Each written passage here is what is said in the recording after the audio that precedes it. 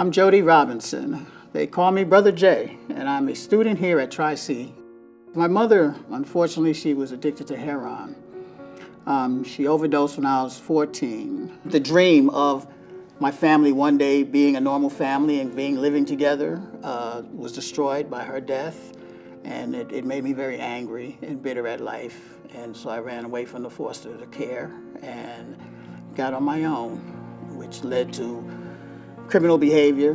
When that judge slammed that hammer down and said 4 years, and I was sitting there and I thought, I'm like, wow, I'm in my 50s.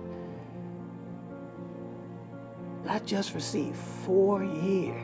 That was like what just said, boom, okay, that's rock bottom, that's it, I'm done. I was diagnosed with depression and anxiety disorders. And I began working therapeutically on improving my way of thinking, my way of viewing life. But it literally took a 10-year period of changing of thinking, of changing of behaviors. I had to acknowledge that my mother was an addict and my father an addict. That doesn't have to make me an addict.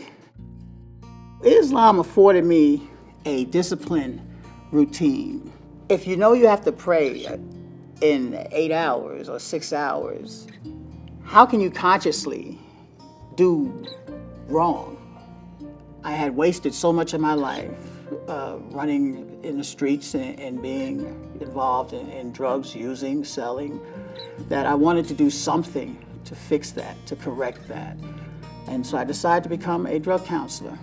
I'm glad to be able to help those type of young people find a way through this without having to waste 30 years like I did learning these lessons.